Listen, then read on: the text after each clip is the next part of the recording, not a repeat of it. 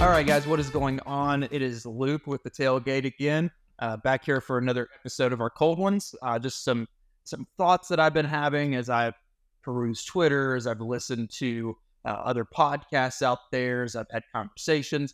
Some of my thoughts here. Now, remember, we are not doing any editing. This is, I think, my third time coming on here and just kind of going with the flow and talking from my head. I got a few notes here, but for the most part, I'm just going to kind of go with what's on my mind. So give me some grace as I get used to just kind of doing this on my own. But yeah, here we go. So the one of the big things that I've been seeing a lot, right, is in regards to a lot of the recruiting that's going on. Now, social media has been something that I think has been really cool for fans who enjoy the recruitment process, to see a post about, maybe it's a parent posting about their kids' times when it comes to their, 40 yard or something they're doing with like a 7-on-7 or something like that. It's been cool to see kids who go on there and show them working on passing drills or working on their footwork or something like that. It's been a lot of fun to see that. And as someone who, I'm not heavily in the recruiting, I like to watch, a lot of the top guys and kind of see where people go. I'm not heavily into it, but it's very easy to access that now, right? It used to be something where, a lot of people didn't really pay much attention. Obviously, before social media, before the internet, you used to kind of get these lists and these rankings of like, hey, here's the guys who are going to be on your team. And you're just like, okay, cool. I don't really know much about them. But now we really get a glimpse of them starting from high school. These guys are starting to be developed from high school, or starting to be recruited from middle school. And then a lot about them by the time they get to high school, and you see them develop in high school. And it's really become kind of amazing. And with social media, we see that even more. But one of the things that I think a lot of people who can't kind of separate the fact that these, yes, are players, and these, yes, are players that are being recruited at high level or by high level universities, but they are still kids. These kids are still, 16, 17, 18 years old, depending on, what stage they are involved in their recruiting. And they're making a decision along with their parents and maybe their friends and their family on where they're going to go and where they're going to spend, usually I'd say the next 4 years of their life, but realistically, where they're making their decision to go play for now. And so this is a big decision. Now you throw in NIL, and they're having to not just navigate the where do I want to play, but how much is somebody giving me? Realistically get into like, okay, well, what's the state taxes here? How is this going to affect, where I go, how much money I make, all that kind of stuff. And now you look at recruiting, and it used to be, someone like, I think David Sanders talked about how he didn't want to be too far from his family, which I believe they're in either North Carolina or South Carolina. I can't remember which one. And so teams like, I think he has Nebraska in there as one of his top teams. He has Tennessee, and I believe he has Ohio State. Not believe he has Ohio State. He has Ohio State. I can't remember the fourth that he had on there. But you used to see that like a team like Nebraska would not have a shot, right? They're not going to have a shot. He said he wants to be kind of close to home. He's on the East Coast. Nebraska is kind of in that, the middle of America there. That's just too far. His family would never get to watch a game. But now you've got guys who are even getting NIL deals with jet companies, right? So this is getting to a point where this recruitment is just getting kind of crazy. It's a lot of fun, but it's not for the faint of heart. And I think that most fans nowadays kind of fall into that faint of heart category. And I say that because we're starting to see fans who, in some instances, are looking like exes that you're trying to get back. A player commits and says, hey, I'm going to go play for, I don't know, I'm going to go play for Clemson. And then you have all the players or all the fans of the teams that they were going for go, oh, but hey, it's not too late to change your mind. You could always come back. We will always accept you. And it's like, they don't care what you have to say. You're not in there with them recruiting. Who cares who you are? Who are you? You're nobody to them, right? So yes, you can go on Twitter and you can do whatever you want on Twitter, and that's fine. That's cool that we have that right to go say whatever we want. But let's stop treating these recruits like they care about what we have to say. I'm guilty of it as well. I see, David Sanders post something and I get on there and I say, hey, you'd look really good in scarlet and gray. Obviously, that's, it's something that we're going to do. But where it gets even worse is the fans who believe that they have the right, or that they have some kind of reason to call these kids out and blast their families on social media, treat them with such disrespect because they decided not to choose their school to play football at. And I think that's where we need to get to as a college football fan base, not just a specific school, but as fans of college football, whatever your team is, these are kids. Let's remember that. There's your families who are making a decision. So before we start telling them how stupid they are for choosing school X over school Y because school Y is ours, let's just not type those things out. Let's just leave these kids alone. Be supportive. They don't care. No, their family doesn't care about you. Their family's not making a decision based on you. So let's just knock all that nonsense out. The other thing that I've seen quite a bit, let me get a little sip of coffee here, is essentially players are as soon as they choose not to go to a specific school, the fans of that school are saying, no, well, they just threw a bag at them. They just decided to throw a bag at them. They're going to pay more. And I can't remember whose dad it was, but I saw somebody on Twitter, and their dad just said, it has nothing to do about money. It has nothing to do with the money. We're looking at development. We're looking at culture. We're looking at all this kind of stuff. And it was a really good insight to all these people who, now that NIL is a thing, now that NIL is out there, all these people who just use that as an excuse why your team didn't get the recruit. Families don't just look at that. Now, are there some who, taking the offer sheets and lay them side by side and going, oh, this one's, 10% more than this one over here, so this is kind of where we're leaning? I'm sure there are. I don't blame them for that, right? This could be life-changing money. This could be, money for the next 4 years that could really help them out. So there are certain people, and there are people who cares if they are. But that thing, I think that needs to be stopped. Let me start over. I think that needs to stop being used as the main factor of why all guys choose a certain school. So this is just a kind of throw out there for all college football fans.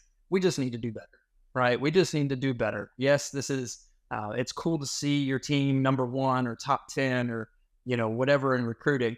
But we got to remember that these are just kids. And so let's do better. Okay. That's my call. We're going to do better as fans.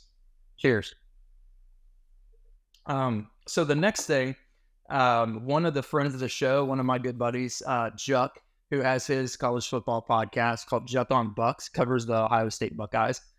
He was doing a live show for Riley Pettijohn's commitment. And so we were on there and we were listening to him talk and everybody's commenting. And, he had one of my comments said, hey, Luke is the host of the Power 5 Tailgate, so the Tailgate, a Power 5 podcast. And then he kind of called us out a little bit, which, of course, I'm always good for some constructive criticism. So if you got it, comment it or let me know on Twitter or whatever it may be. But he said, we started it last year. There were 5 Power 5 conferences. That's not the case anymore, right? Now there's 4. And so, he said, you really got to get that change. And he's 100% right. And I started thinking, I'm like, okay, well, easiest thing to do, right? The Tailgate, a Power 5 podcast. We just switched that 5 to a 4. And hey, we're all done.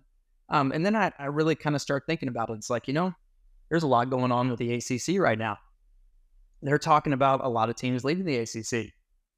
Is that going to be a conference that's going to stay around? Or are they just going to get dissolved and kind of go the Pac-12 route of, maybe the ACC is still there, but there's 5 teams in it. And then I just kind of kept going. So the first question, throw it in the comments, find me on Twitter at LBW Tailgate. But what do you think? Do we just leave it at the tailgate? Is there another thing we should call it? Do we just every year change it to whatever conference there is, however many Power Five, power conferences there are. So let me know what you think, and then I'll get with Michael and Dennis here in a little while, next few months, and we'll figure out what we're going to do.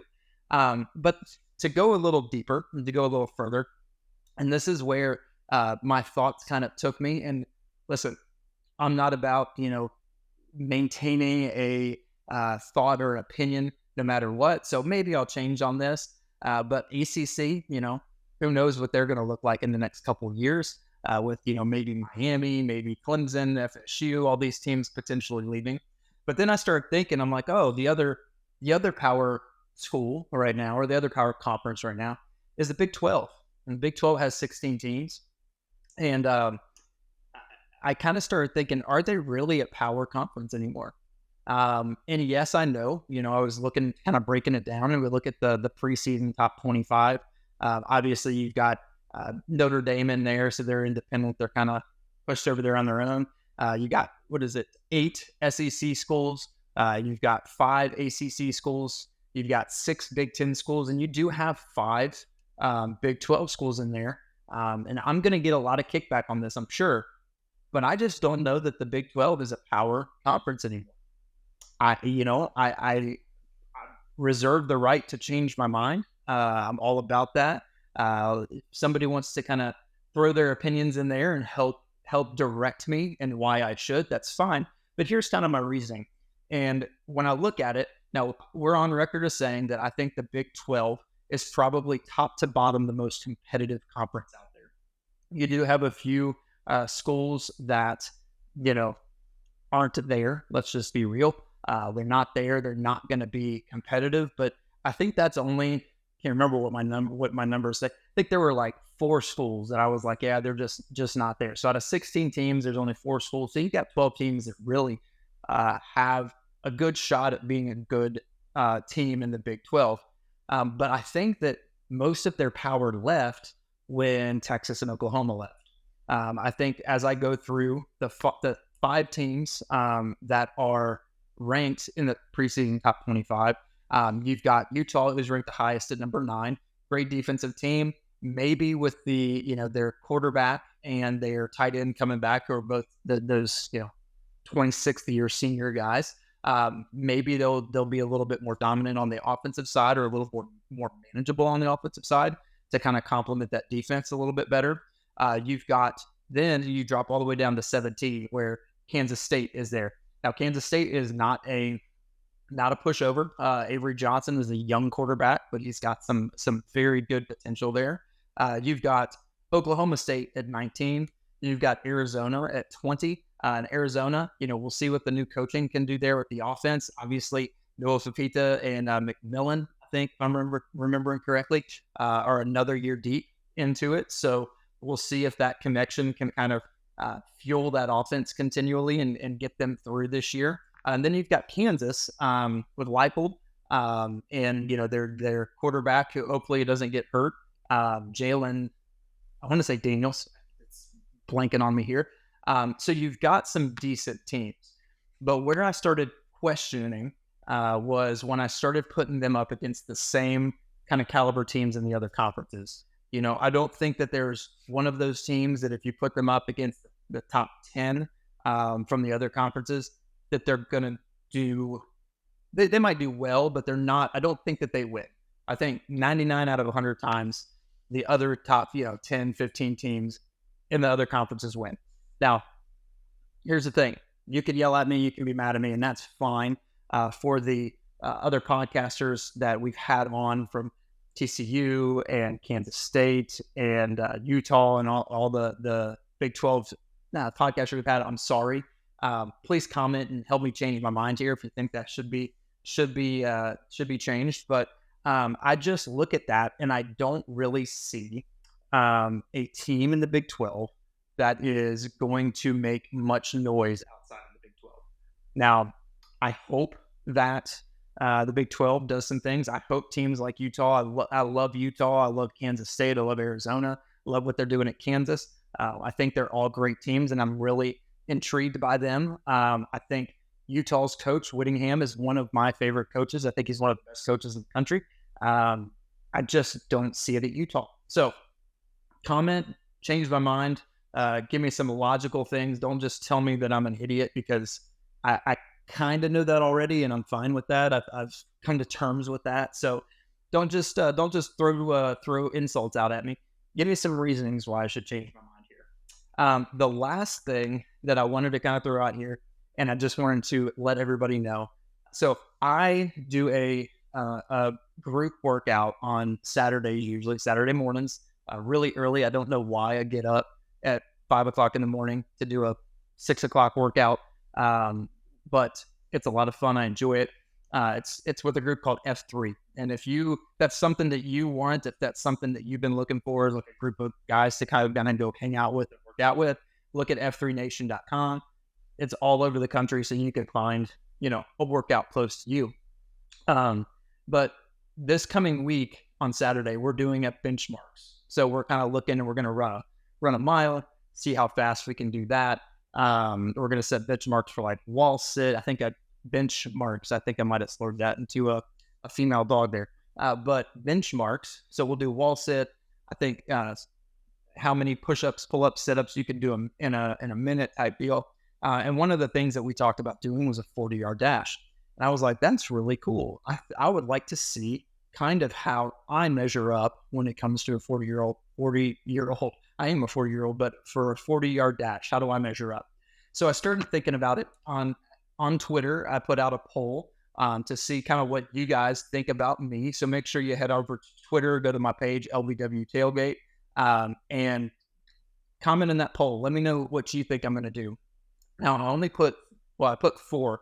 I put three of the average times from the 2023 draft combine, and I want to see what you guys think. So as I started going through this, I put in the tight ends because I'm like, okay, I might be able to do a tight end. So there were no tight ends that ran in 2023, but the fastest time from 2022 was Maryland's Chigakonkwo, and then the average time for a tight end was 4.73. So 4.73 40-yard dash. The other one that I put in there was linebacker.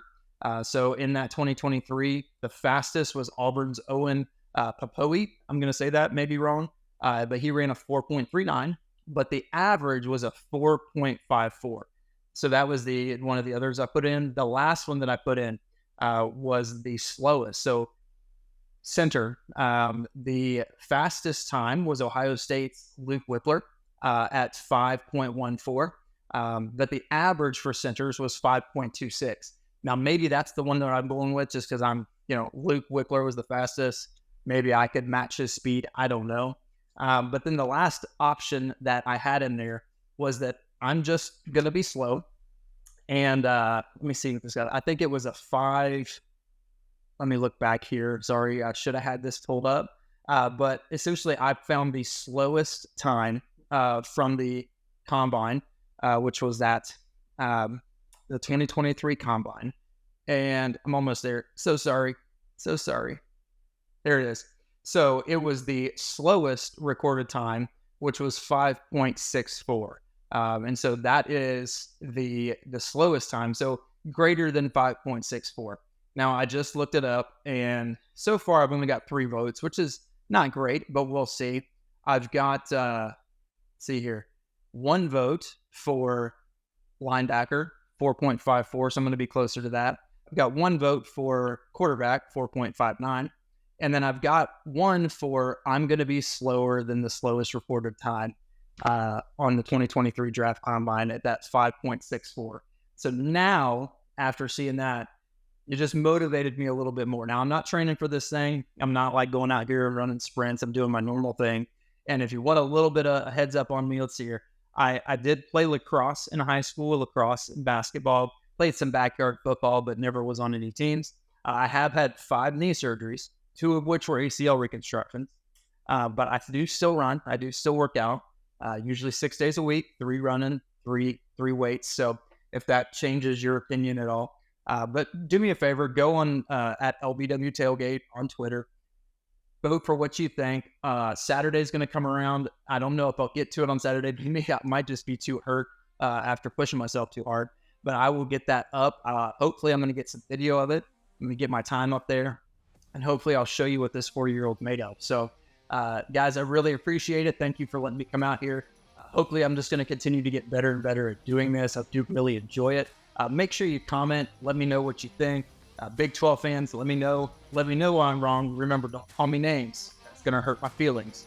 So don't call names. Just tell me why I'm wrong. Comment that. Make sure you like the video. Go on over to YouTube. Subscribe to the Tailgate Power 5 podcast. That's going to be changed like we talked about. So let me also know in the comments if you think we should make a change and what that change should be. And yeah, we'll see you next time. I appreciate you guys.